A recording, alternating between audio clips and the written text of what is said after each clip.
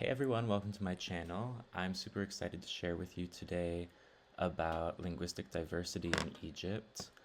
This is my first long form video on the channel, so go easy on me.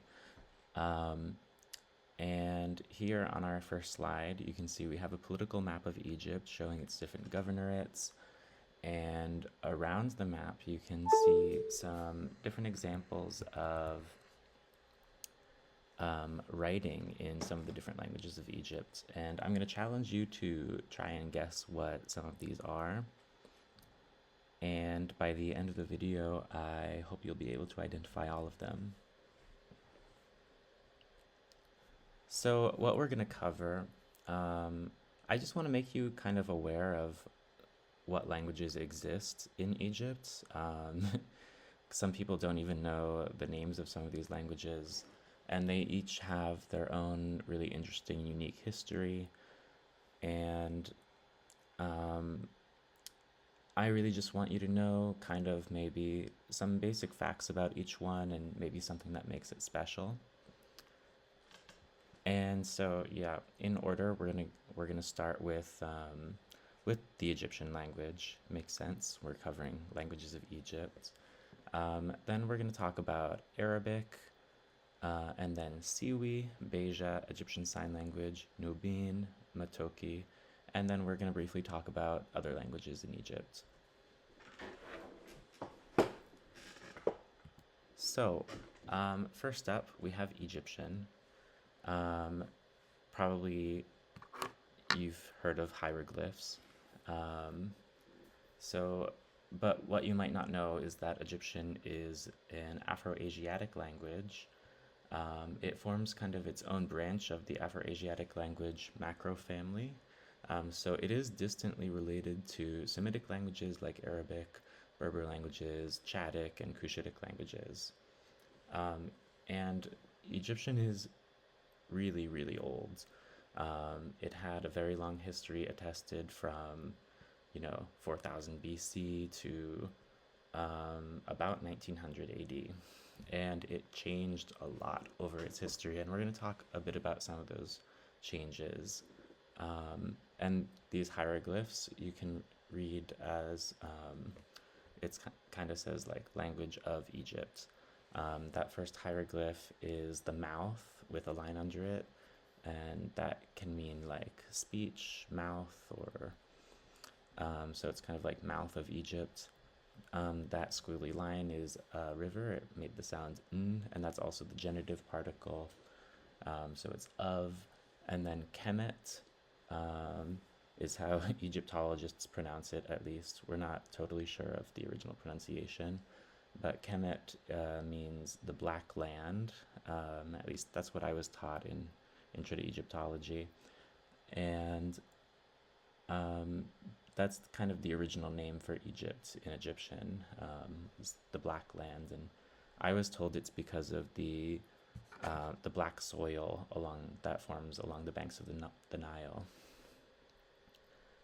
And so Egyptologists separate Egyptian into kinds of phases based on the attested writing sources. And so, hieroglyphs are one of those. And here you can see kind of the transformation of the writing system over time, starting with hieroglyphs. And then there's two other purely Egyptian writing systems that came from hieroglyphs. There's hieratic, which hieratic kind of means priestly writing. It was a cursive way of writing hieroglyphs because, drawing out the full hieroglyph each time would take too long if you need to write something quickly. And hieratic also changed a bit over time, and different scribes had their own writing styles. And you can see we have examples here from the Old Kingdom, the Middle Kingdom, and the New Kingdom. Those are, different phases in Egyptian history. And then Demotic is another even more cursive script that developed from hieratic. And Demotic, it's called that because, these words are kind of Greek origin. Demotic meaning it's not priestly writing, it's writing of the people. Um, and then finally we have Coptic. So when Egypt was ruled by the Greeks, there was a huge amount of Greek influence on the culture and the language. The Egyptian language absorbed a ton of Greek loanwords, and when they were converted to Christianity, they kind of stopped writing Demotic and started writing Coptic, which was um, the alphabet that, most of the letters come from Greek, but it kind of has its own kind of font style, and some of the letters come directly from Demotic. So that's kind of a cool part is, Greek didn't have all of the same sounds as Egyptian, so they added their own letters. Um, and here you can see kind of this map of language in Egypt over time and sort of the um, which writing systems were used for what purposes. So you can see kind of at the top there's theological texts, going down official inscriptions, literary texts, and then everyday texts. So you can see sort of, we can think of those as kind of equivalent to formal and informal register. Um, and Middle Egyptian really became a prestige language in later periods. So you can see at the tail end of the New Kingdom is kind of where we delineate late Egyptian as beginning. And so the language that people were speaking and writing in everyday texts was fairly different from the Middle Egyptian, which for them was an archaic language already at that point, that was being used for theological texts and official inscriptions. And so we call Middle Egyptian texts that come from the period after Middle Egyptian was used Neo-Middle Egyptian.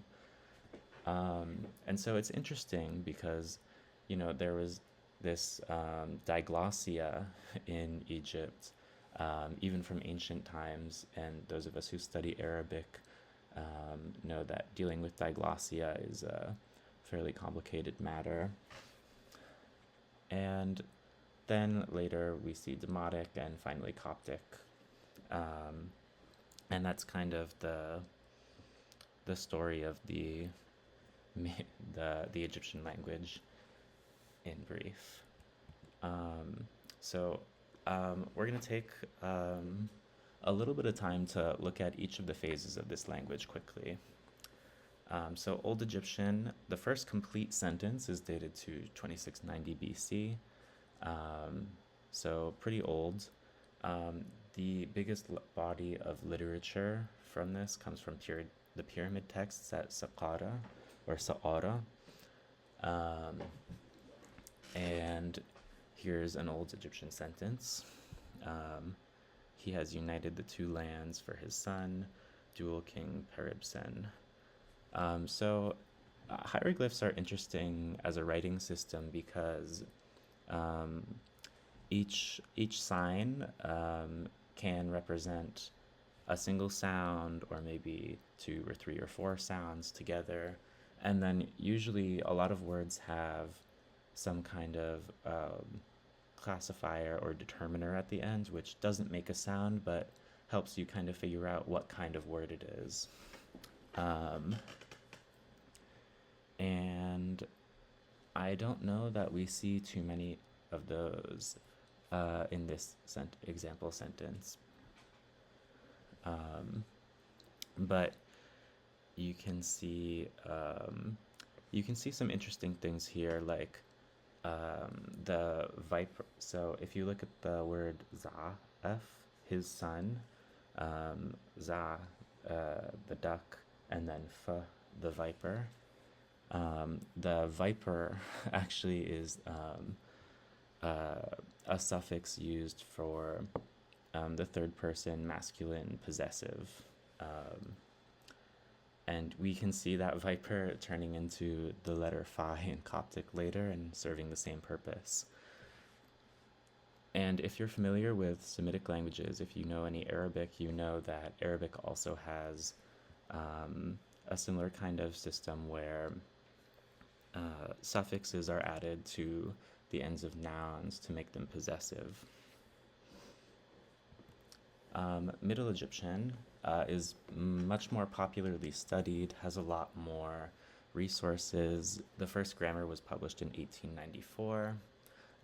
So we've had a lot of time to, with people studying this and making learning materials available in it. It was spoken for about 700 years, starting in the Middle Kingdom.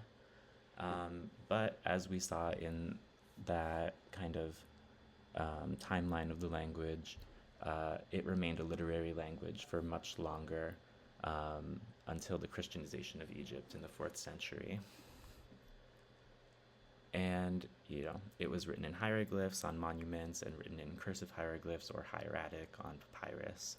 An interesting fact, it has VSO word order. That means the verb came first, then the subject, then the object, at least in kind of unmarked sentences. I'm sure there's some variation in word order, and I think that word order changes later on in the language. So here you can see an example of some hieratic text. Hieratic's written right to left, usually. And then here you can see a vocabulary list from an introductory textbook. And I made some marks showing the which signs correspond to which sound using the Egyptological transliteration system.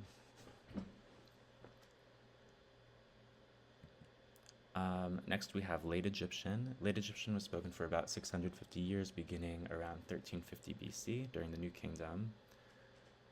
It was also written with hieroglyphs and hieratic, but this phase of the language had a lot of grammatical differences from Middle Egyptian. So if we go back to this vocab list, you can see the word this, ton, and this masculine, pun.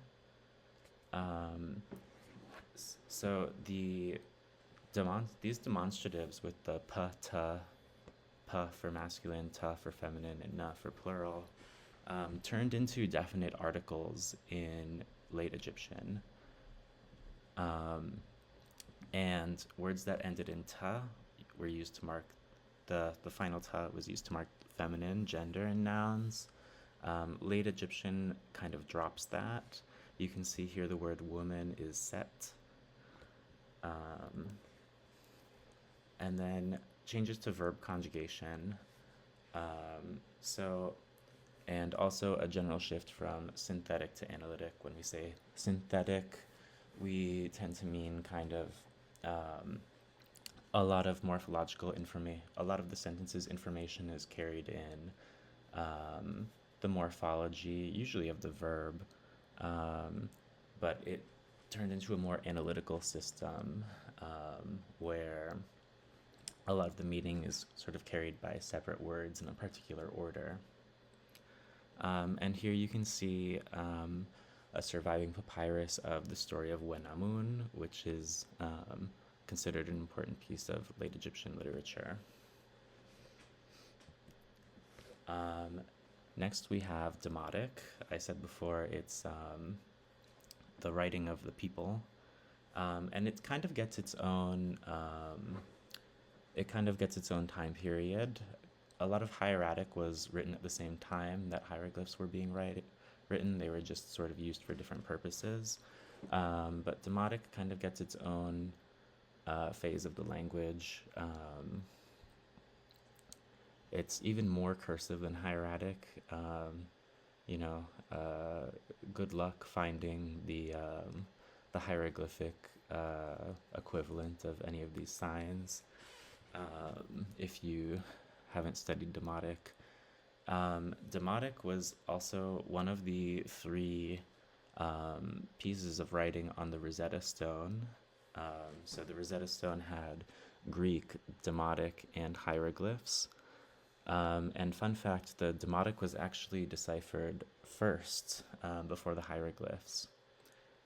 And it's attested to have been used from 650 BC until the 5th century AD. And I've kind of gotten the impression that Demotic has a lot fewer resources for learning than other phases of the language, and that it's really difficult, and it hasn't been, included in Unicode or anything. You can't type in Demotic. And yeah, I think, share some love for Demotic if you can. So next we have the final phase of the Egyptian language, Coptic. So Coptic kind of came into being with the Hellenistic period. That's when the Greeks took over.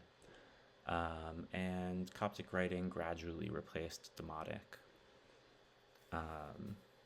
Coptic really thrived in the Christian period. Pagan temples were shut down or converted into churches, and some of the world's first Christian monasteries were established throughout Egypt.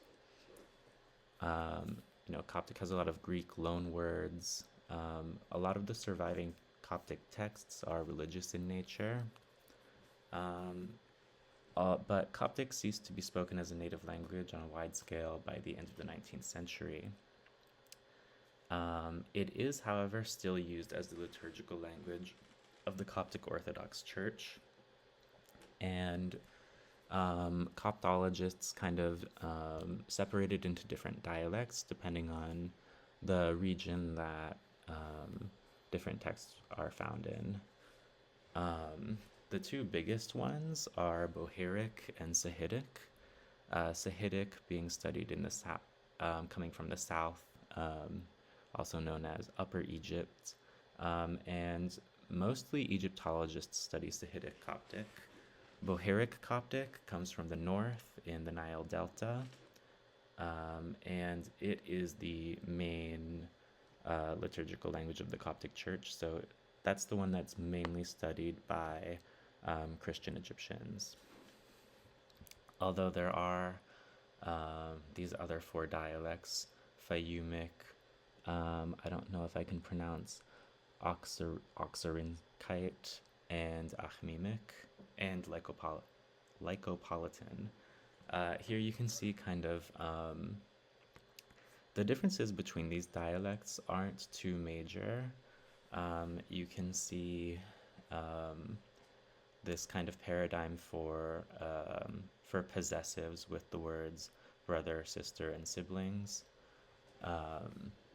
And, a lot of them, the differences are pretty minor.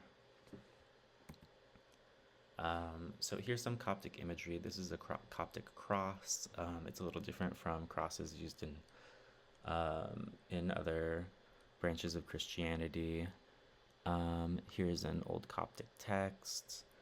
This is a Coptic Arabic textbook for Arabs learning, or for Arabic-speaking Egyptians learning Coptic, since most people don't know this language anymore.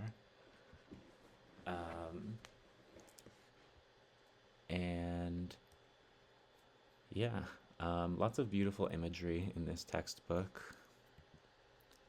I already showed you this chart, but I thought we'd come back to it now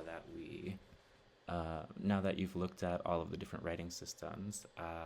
And I want to focus again on the Viper, the F sound, and look at how it's changed over time.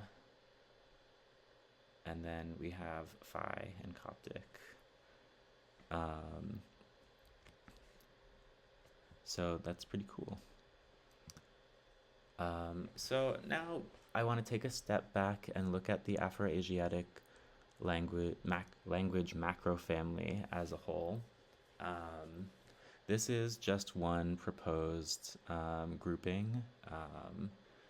Historical linguists like to argue about the finer details of these tree structures. But one thing that's really cool is you can see Egypt actually has A lot of different branches of the Afro-Asiatic language family represented. Um, the biggest one being Semitic with Hebrew.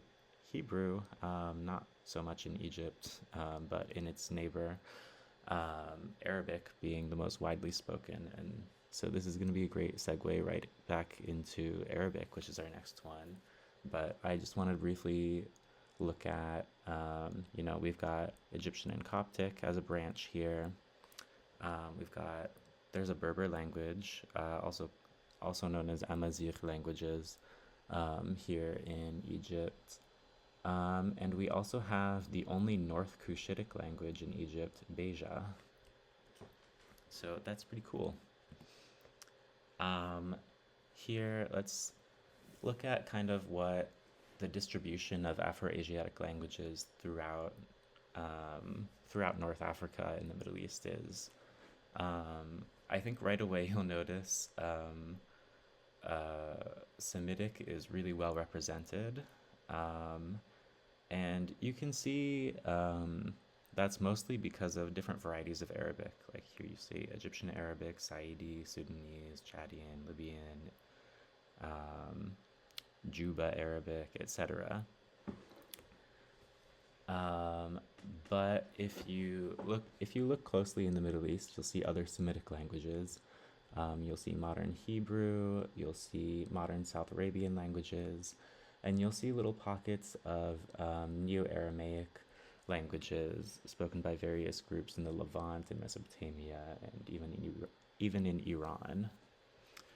Um, then you'll notice in purple we have the Berber, aka Amazigh languages, um, mostly concentrated in Western North Africa, in Morocco and Algeria, and then also the Tuareg groups in a little further south.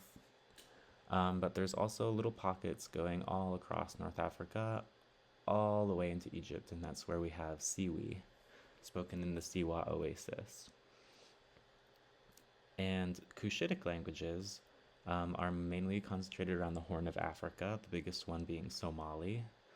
Um, and we kind of have Beja up here along the Red Sea coast, starting in southern Egypt, going through Sudan, and also Eritrea. So it's kind of interesting.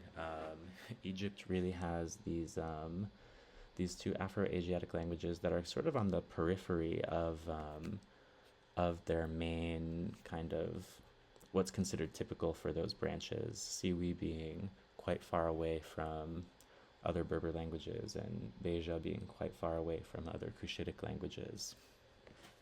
So it's we won't go into the history too much, but it's interesting to think about how those groups got there.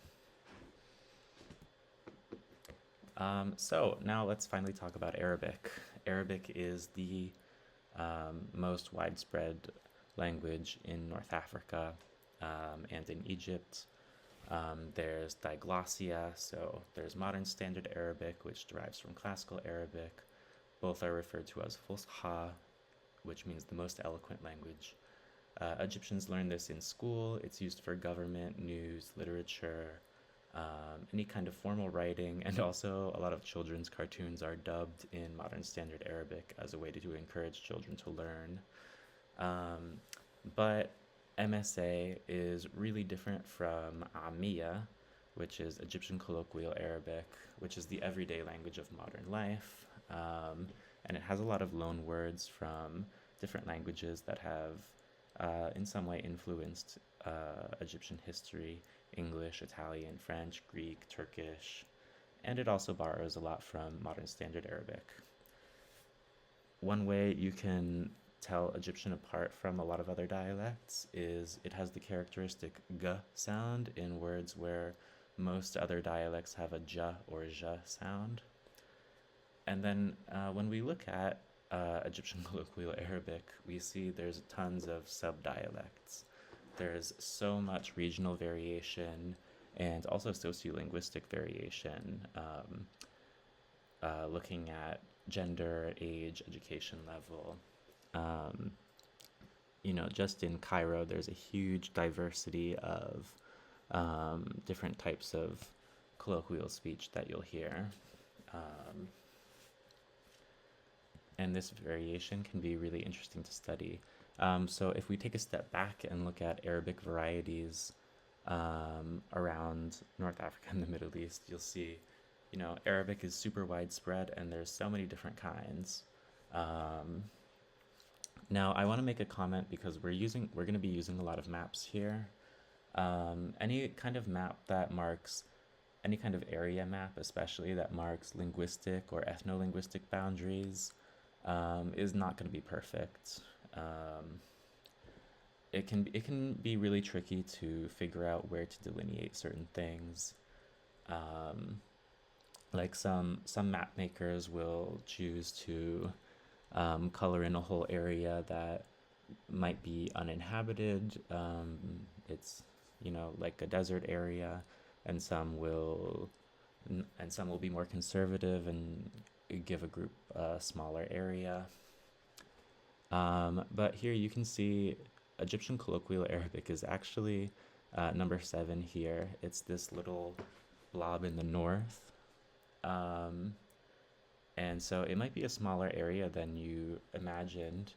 But Egyptian Arabic is hugely influential in the Arab world because of the huge music and film and TV industries that export all of that Egyptian culture to the rest of the Arab world. And then you can see Saidi Arabic. Sa'id is the term for Upper Egypt, which is the south. Upper Egypt, because the Nile flows south to north, it empties into the Mediterranean. And there's also tons of variation between different varieties of Sa'idi, depending on what village or city you're in. You can see sort of Libyan Arabic along the Mediterranean coast here, where Egypt borders Libya.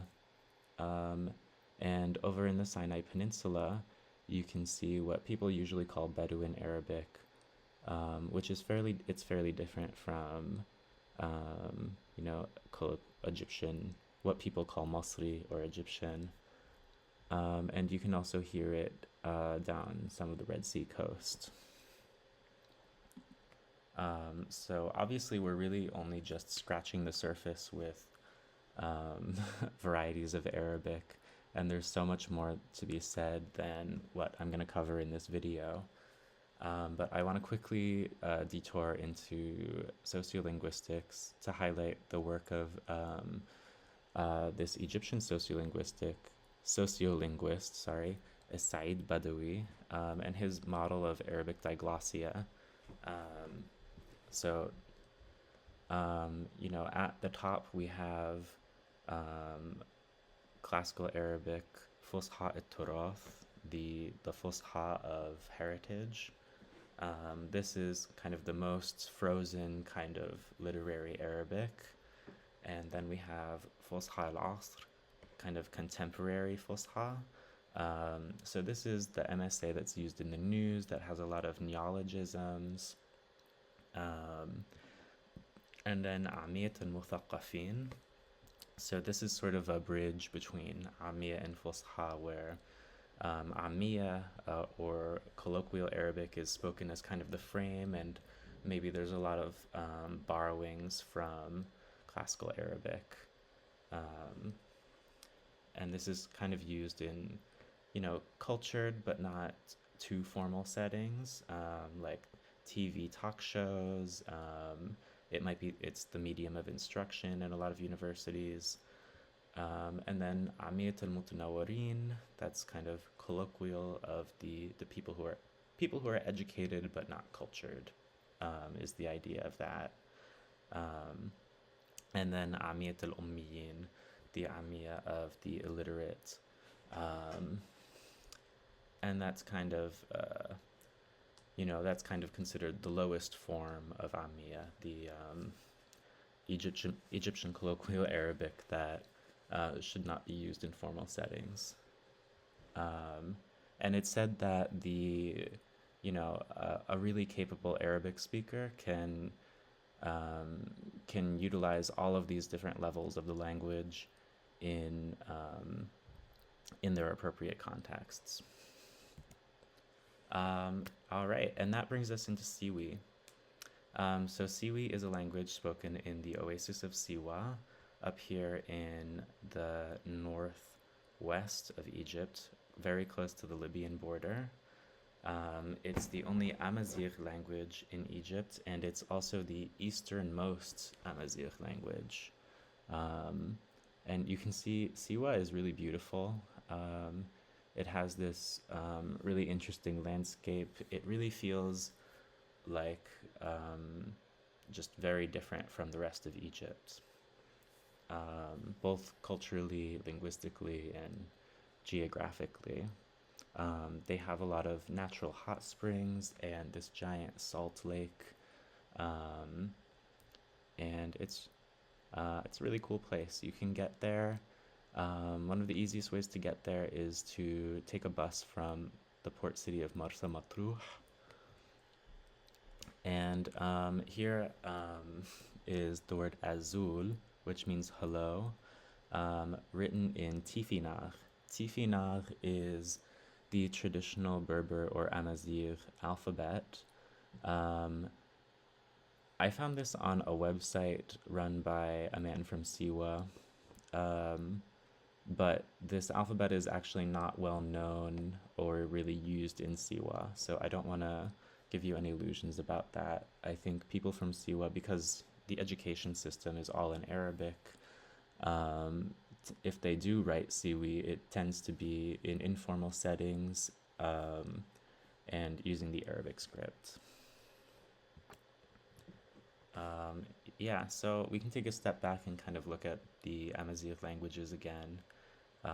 Again, you can see Tashilhit over here in Morocco, Kabyle over here in Algeria, this big blob of Tuareg languages spoken in various countries. And, as you go east, it kind of gets more scattered and the varieties are further apart. But you can see Siwi is grouped more or less with the other Eastern Berber groups, like the ones in Libya. And Siwi has a lot of really cool features.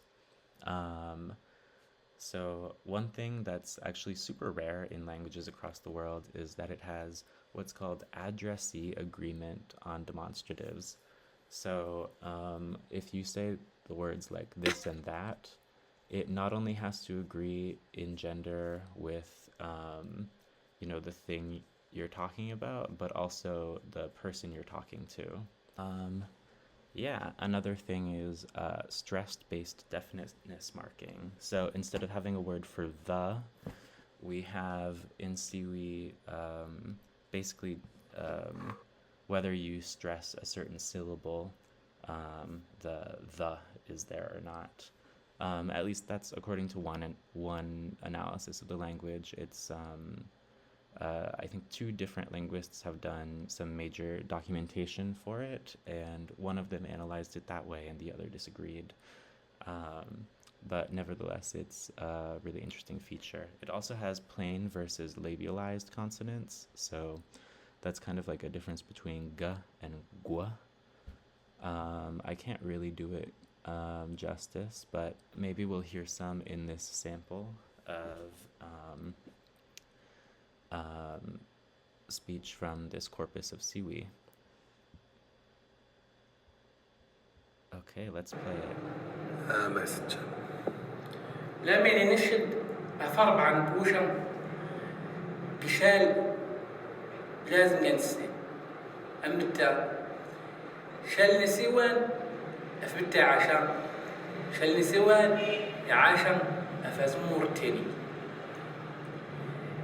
شال نسيوان سكمان جفين شال نسيوان يجف نجسن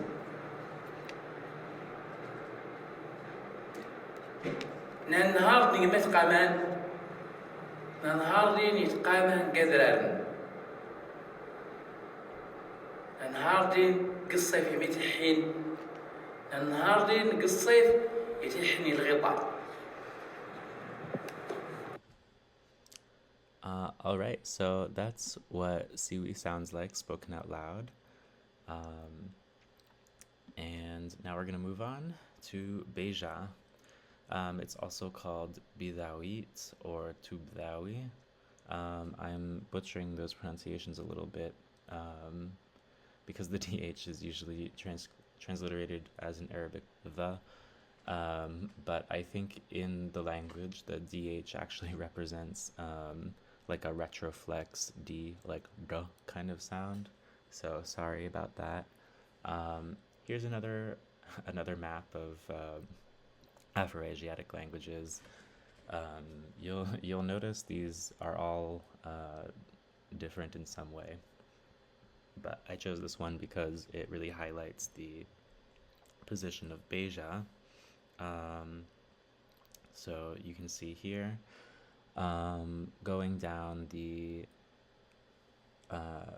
Red Sea coast in southern Egypt and in kind of an area called the Eastern Desert.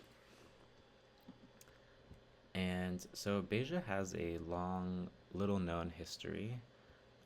Here's another map showing Beja and other Cushitic languages. You can kind of see how far it is from kind of the nucleus of where Cushitic languages are typically found. This is a picture from, I think, the late 1800s of a group of Beja. And this is an ostracon, or pottery shard, found in the Eastern Desert, which people didn't know what to make of for a long time because it looks like Coptic letters, but it didn't make any sense in Coptic.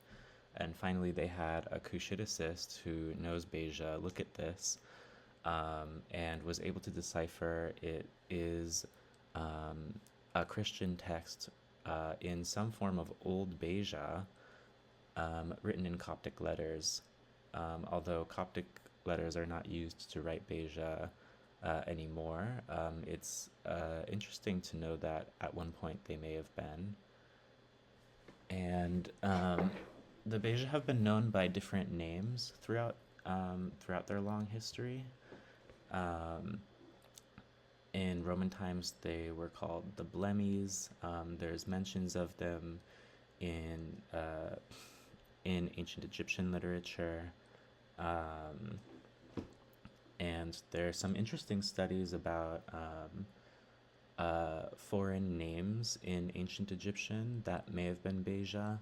And so we think that the Beja have really been in this area, in the Eastern Desert and the Red Sea coast for a very long time.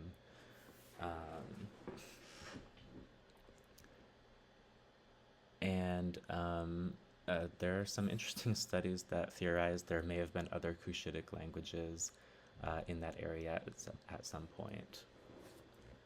A lot of the Beja in Egypt also reside in what's called the Halayb Triangle here on the map.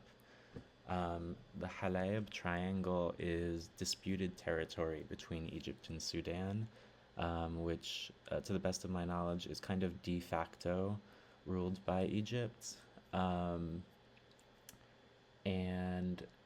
So it's interesting. You can see this group is really kind of caught between three nations, between Egypt, Sudan, and Eritrea. And Beja has a lot of interesting features. Like I mentioned, the retroflex da and also ta sounds. It has pitch accent, which is something that Japanese also has. So basically, it's sort of similar to stress, but instead of stress, it's more about pitch, and I don't know too much about pitch accent systems, to be honest. But I know a lot of singular, plural words. The only difference is which syllable the pitch accent comes on. And you'll see something we've seen in a bunch of the Afroasiatic languages is some kind of feminine marker with the letter ta or the sound ta, sorry. In Beja, the definite article u that comes at the beginning of words changes to tu if the word is feminine. If you know Arabic, you know there's a ta at the end of feminine words that's only pronounced in um, certain grammatical structures. If you know, we talked about in Middle Egyptian feminine words ending in ta. And I didn't mention this in Siwi, but in most Berber languages, feminine words also start and often also end in ta. And here we can listen to some Beja. This is from a YouTube series السلام for عليكم ورحمة teaching الله Beja وبركاته. to Arabic speakers. سنتحدث اليوم عن He's speaking المقطع Arabic right now, الثالث but من he's going to teach السلسلة us some Beja أو سلسلة words. I think تعليم maybe if we skip to والرأس later. عامة Um, لرأس العائلة قرم وهو الجد أو الشخص الكبير في العائلة this لأنه is still الشخص Arabic.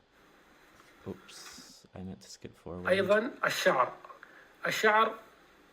تهامه that- هي So that's a Beja word. باللغة تهام. البداوية معناتها الشعر He's saying, وشعرة واحدة هموت وشعرك تهموتك. so he's giving the different فلذا possessive هنا paradigms for the word for hair, which was timhut.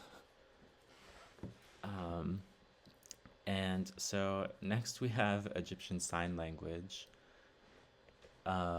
Egyptian Sign Language, you can see here we have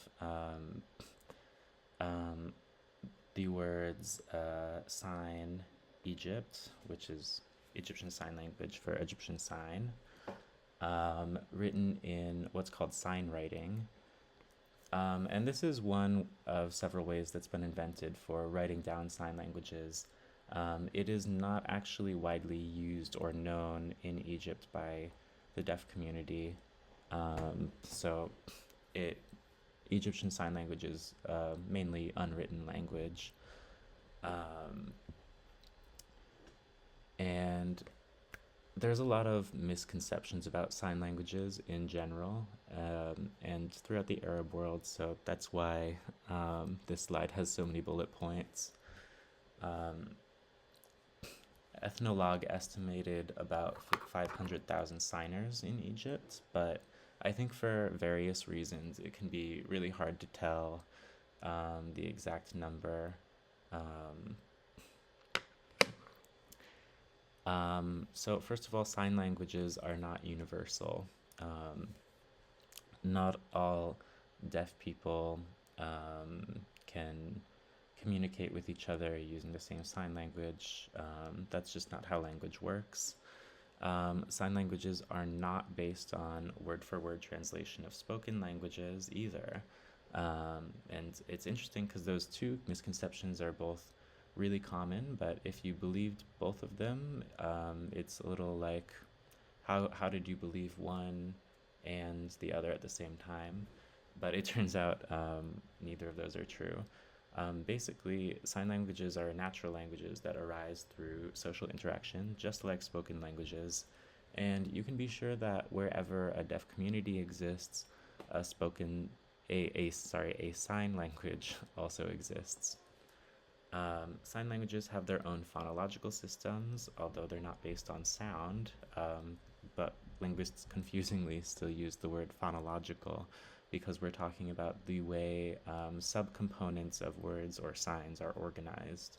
And so sign language phonology is based on things like hand shape, movement, the location of the sign on the body, versus, whether it's on the non-dominant hand, on the torso, on the head, on different parts of the face, etc., facial expression, and other non-manual features like, some grammatical structures depend on how you shift your posture, for example.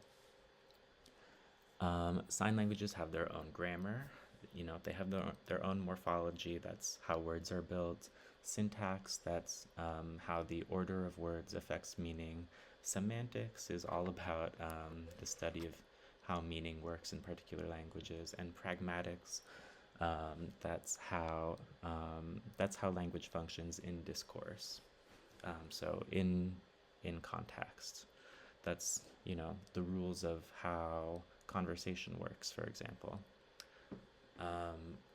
More misconceptions. There is no Arabic Sign Language, except for an artificial language that was constructed by a committee in Qatar, which has been attempted to be imposed on different deaf communities and has sometimes been called the Unified Arabic Sign Language, although based on what I've read and heard from various people and scholars and resources, this sign language has largely been rejected by different deaf communities because it's not a real language and it's not the language of those groups, and we should really be focusing more resources on local sign languages.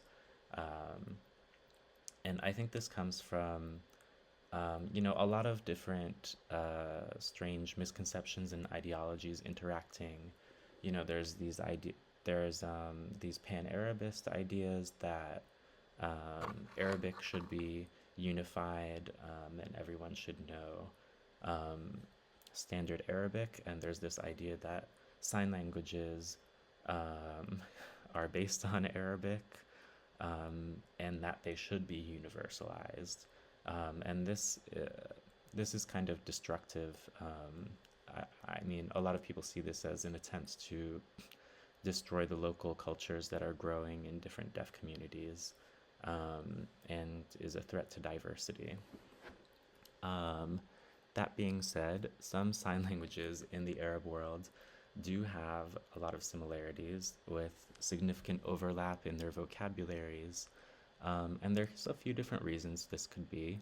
There's sign languages have high iconicity.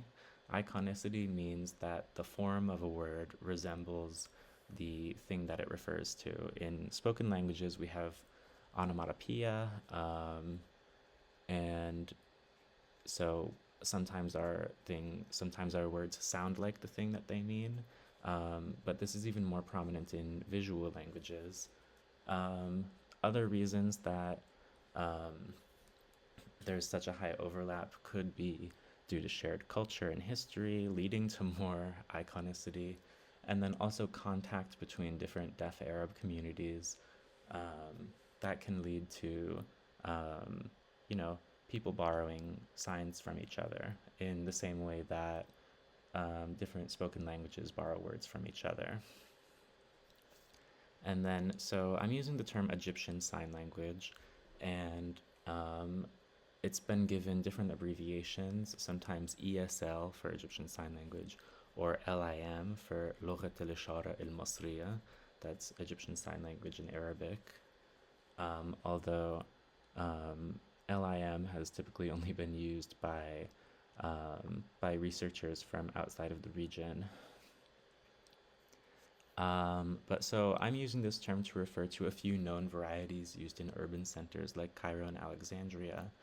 But in truth, we don't really know how many sign language varieties exist in Egypt. There may be some isolated regions that have unrelated sign languages, as have been discovered in a lot of places recently. Like there's many village sign languages in isolated and rural communities. For example, in Turkey, in Israel and Palestine, and all around the world, these micro community sign languages are starting to be discovered, and it's quite possible that some of these things exist in Egypt, but just aren't well known outside of their communities.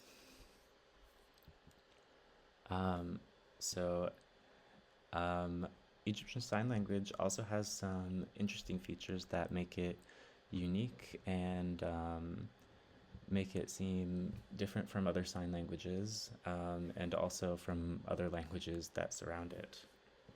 So for transitive sentences, Egyptian Sign Language typically has SOV word order. That's subject, object, verb with the verb at the end, which is quite different from Arabic, which typically has SVO or VSO.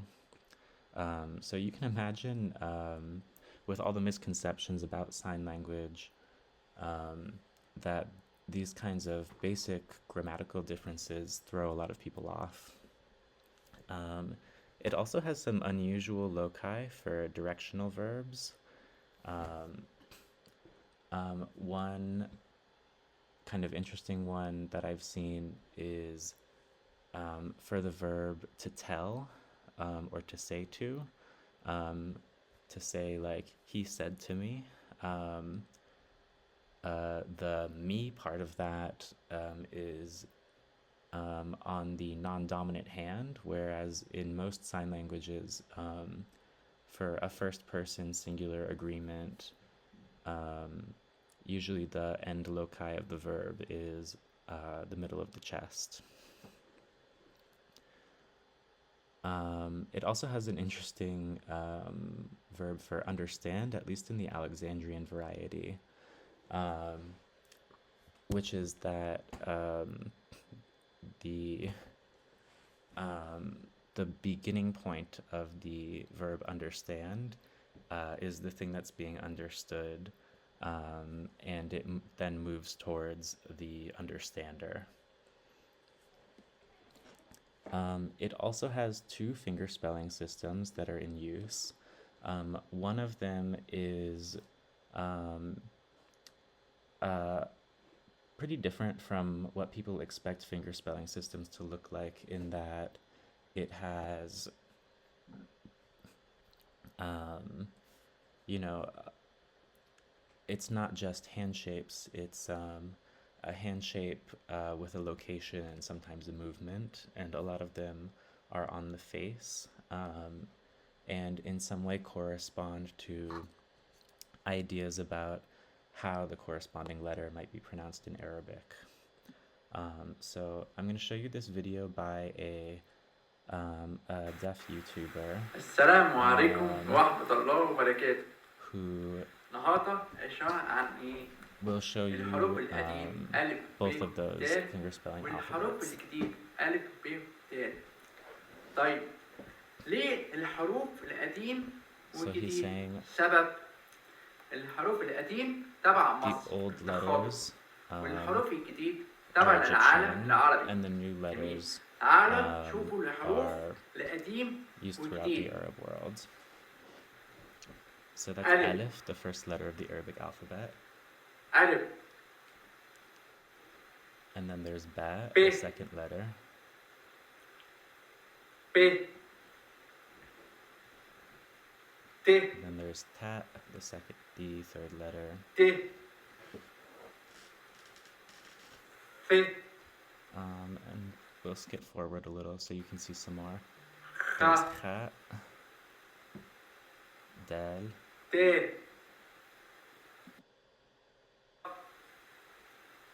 ر. there's Ra. So you get the idea. You can find, I'll link this video in the description if you want to see more. But now it's time to move on to the Nubian languages spoken in Egypt. There are two Nubian languages spoken in Egypt, and they're part of the greater Nubian language family. This is one proposed family tree for the Nubian languages. You can see there's kind of this traditional split between Nile Nubian and West Nubian, or I've heard the term Hill Nubian used a lot to refer to the languages spoken by Nubian groups that inhabit the mountains. And I think those varieties can be found in Sudan. So we have in Egypt this variety, Nobiin, which is also sometimes referred to by its two subdialect groups, Mahas and Fadija, and Fadija is the one found in Egypt. We also have Matokki, which is also known as Kunuz and sometimes Kenzi, And I've heard that Matokki is the endonym, the name used by the actual speakers of the language, whereas Kanuz and Kenzi are exonyms, names used by outsiders. But I've also seen the word Kanuz Nubian used in probably the only standard reference grammar of the language, which was written by a native speaker. Um, so, you know, the names of these languages can be a little confusing um, to figure out which one is being referred to. You can also see there's an old Nubian, which is attested in writing, but we don't know exactly how it sounded. Um, and this one we're interested in because it has, it had a kind of adaptation of the Coptic alphabet, which I'm going to show you later. So this is a map of Old Nubia. And you can see here we're in southern Egypt at Aswan. And that kind of this area was belonged to the Kanuz, aka Matokki speaking Nubians. And then this area was more inhabited by Arabs. And then here we have the Fadija, who spoke Nobiin, closer to the Sudanese border. And Nubian groups in general are kind of split between Egypt and Sudan. And that's had interesting consequences for them. So with the building of the high dam near Aswan and the formation of Lake Nasser, a lot of traditional Nubian homelands were unfortunately flooded. And so a lot of Nubians had to be relocated to what's been called New Nubia, which is just north of Aswan here in Komombo. If we look at the map on the right, Komombo has a really interesting, linguistically diverse population. I don't know how old this map is, though. I think it's from the 70s. And here we have the Kanuz group up, and we have some Fadija speakers as well as Arabic speakers. And I know this event of mass displacement of Nubians has really been a tragedy. A lot of Nubians now live in diaspora in places like Cairo and Alexandria, where new generations are losing their connection to the traditional culture, and this has really put the language in danger.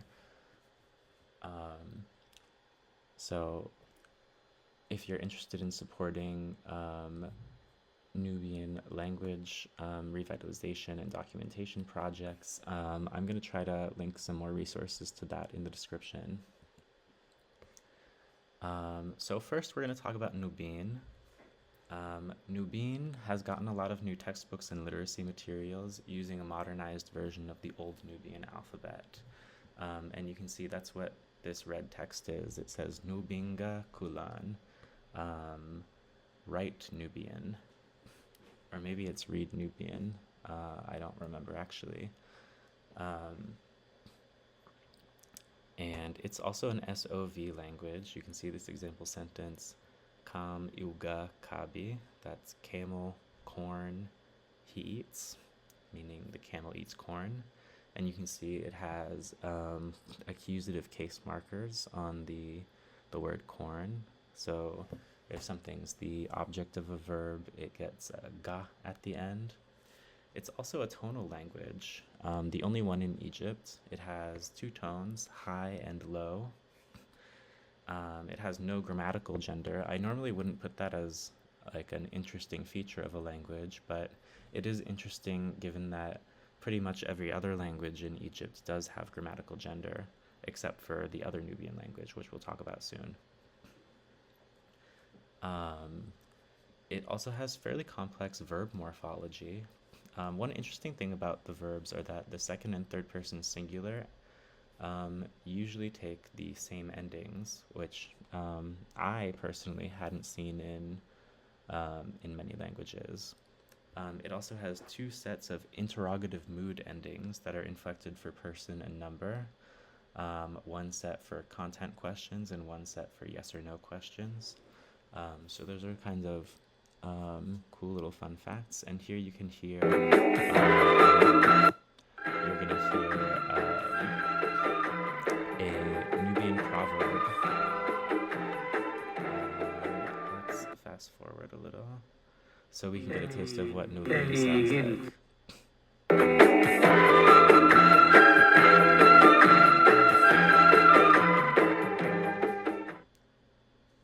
ادي مشاكة تجرمو ادي مشاكة تجرمو ادي مشاكة تجرمو.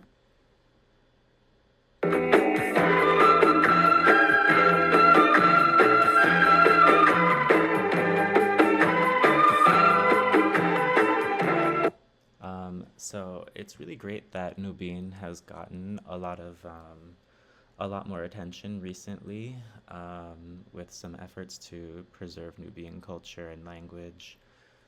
And it is the bigger of the two languages in Egypt, although I've also gotten the sense that most of the attention and resources have gone more to Sudanese varieties than to Egyptian ones.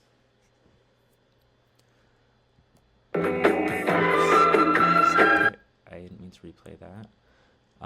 This is the Old Nubian alphabet.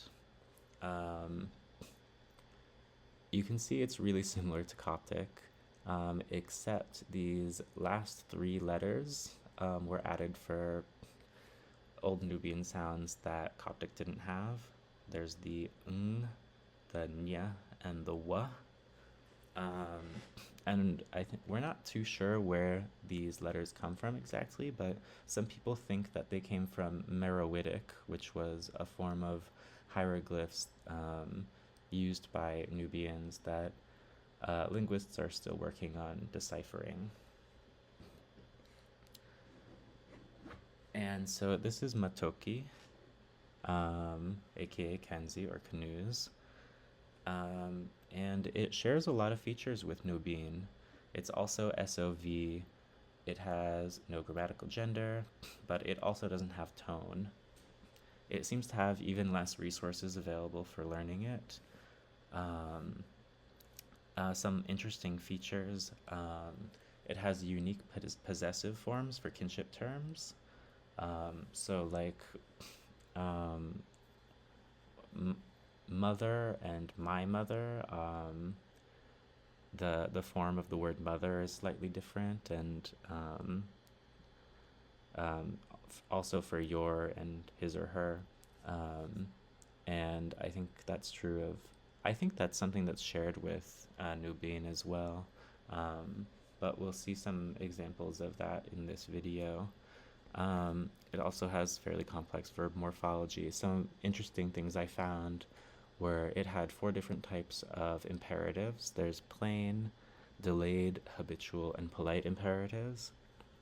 I've never encountered a language that had delayed and habitual imperatives, but a delayed imperative is apparently different from a plain imperative in that the command is not expected to be performed immediately, but at some time in the future.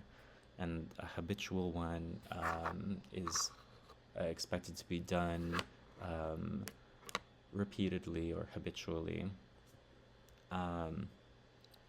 It also has conditional, consequential, and concessive affixes. So those are things you tack onto the verb structure, which basically mean if, because, and while.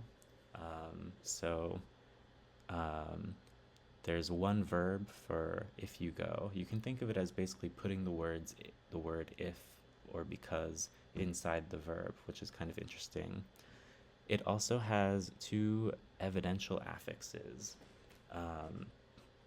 Evidentials are a really interesting kind of thing in linguistics.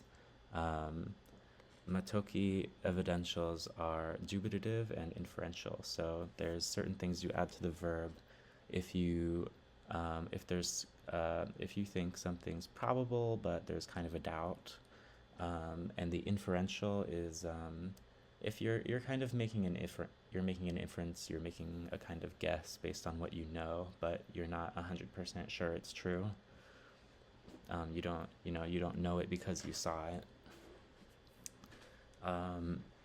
And so I hope we can listen a little bit بسم to الله الرحمن الرحيم. what أشقائي Matokki وشقيقاتي sounds like. أبنائي Sorry. وبناتي أبناء This is part of a الكرام. YouTube series for Arabic speakers to أولا learn أنا سعيد Matokki. He's بلقائي mostly بكم speaking وإن Arabic شاء right الله now. I think we can والعم hear him والعمة pronounce some of these والخال family والخالة. member words in Matokki. الابن سوري الأم إندي. Yeah, so he said the mother is Indi, الأب أنباب. the father is Ambab, الجد أنو. الجدة أناو. and now is العم grandfather. أنبلنا.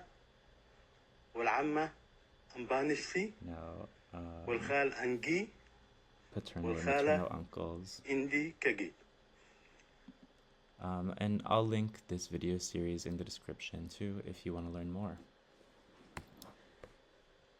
بسم الله Now we're finally going to talk about other languages in Egypt. So, Egypt has been a hotspot for tourism for a very long time. Even since ancient times, people were coming from other countries to visit the pyramids. English is obviously super widely studied. There was the British occupation. There's a lot of English medium schools and even several universities. Most signage nowadays is bilingual in Arabic and English.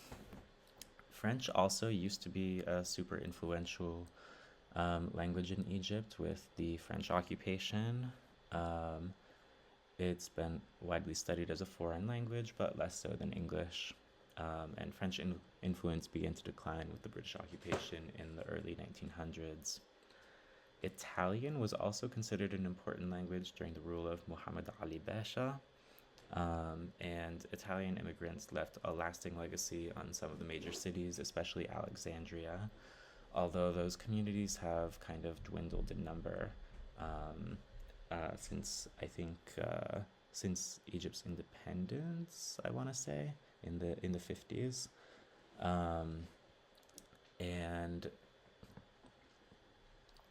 One really famous Egyptian of Italian descent is the singer Dalida. You may or may not have heard of her. She grew up in a neighborhood of Cairo called Shobra, but at some point left for Europe and spent the rest of her life in Europe. I think she's well known. I think she's a well-known singer in France as well. But she has this really beautiful song where she sings about wishing she could return to her country in Egyptian Arabic. And it's a particular point of pride for Egyptians. German and Russian are also super common as languages of tourism, especially in the resort cities on the Red Sea and southern Sinai Peninsula, like Sharm el-Sheikh and Hurghada, and you can even see a lot of Russian signage there. Domari is another language that maybe or may have been spoken by the secretive Ghagar communities, but little's known about them, and the name is often confusingly applied to other outcast groups. One thing, though, that is known is that some of these communities have created Arabic-based cryptolects, so kind of thieves' cant or kind of secret Arabic words that other people don't know to communicate. Mandarin and Uyghur are also spoken by small student communities by Muslim Chinese citizens who study at the Islamic University of Al-Azhar, which is in Cairo. So here we can see some examples of multilingual signage. This is from this is a sign at an elevator in a hotel in Cairo. You can see a lot of different languages here. This is a street sign in Alexandria. Actually, a lot of street signs in Alexandria are in French, as well as Arabic. And then here you can see a pharmacy, I believe in Hurghada, which is a city on the Red Sea. And you can see the pharmacy sign. I can't speak anymore. The sign is in Russian and German. Thank you so much for watching. Shukran, and I hope I won't butcher the Coptic too badly. Tisha Behmot and Toten. I hope you learned something new. Obviously, each of these languages, there's so much to say about them and only so much I can cover. But looking forward to your feedback. Like and subscribe if you enjoyed. And I said we'd return back to this first slide. And I hope you can identify all of these now. Here we have Egyptian Sign Language. Here we have some hieratic. Here we have Nubian. Here we have Coptic, and this is also a Coptic manuscript. And then here we have Siwi written in Tifinagh, which actually isn't super common. And then I hope you didn't miss, we have Lughat Masr, Languages of Egypt, written in Arabic here.